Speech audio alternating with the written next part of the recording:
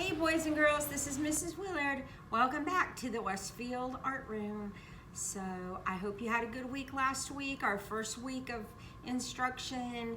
I hope you have watched the orientation video and the sketchbook video and gotten your work done from last week because it's time to start some new things. So this week you are being asked to watch a video from Scratch Garden. It is called Lines. It's a series of videos about the elements of art, line being the first one. Lines are like the building blocks of art. And so the first kind of thing that you do is line making. If you have used a pencil or a crayon before, you have already been making lines, whether you realize it or not. That's what our tools are good for: pencils, pens, markers, crayons.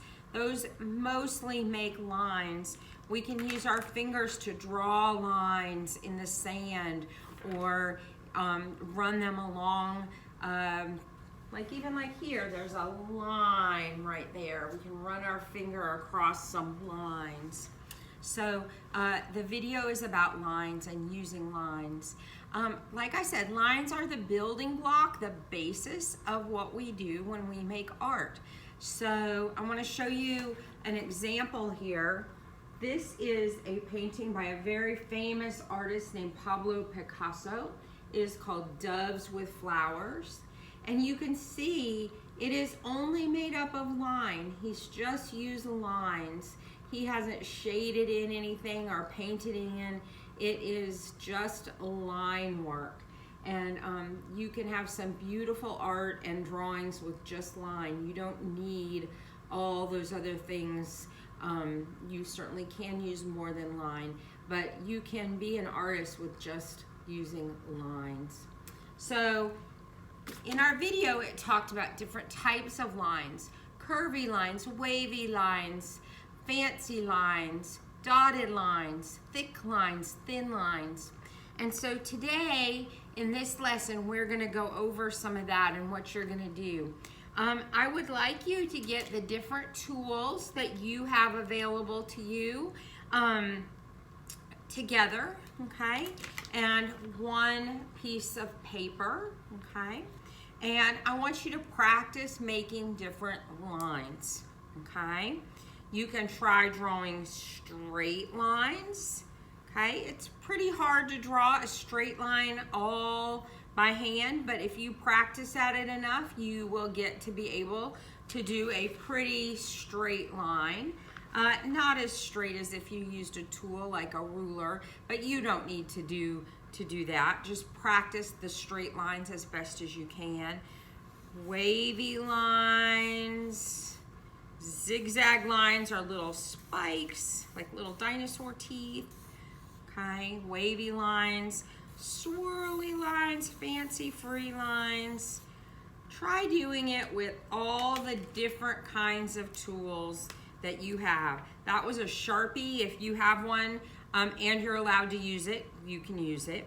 A marker, just a regular kid's Crayola marker. Okay, your crayons. Okay, crayons make a different quality of line than a marker. Crayons lines look a little bumpy. They are not as solid as a marker's lines. Just a ballpoint pen, just a regular pen, can be an art tool. Okay, and you are just gonna practice making lots of different kinds of lines. Just fill up your whole paper with lines. You practice having control of your line, the control of your pens and crayons, and practice the feel of those in your hands.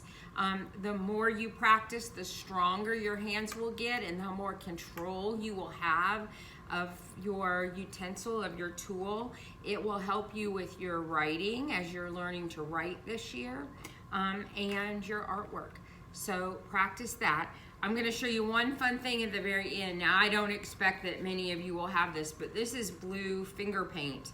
So you can also use your fingers to make lines. and to draw.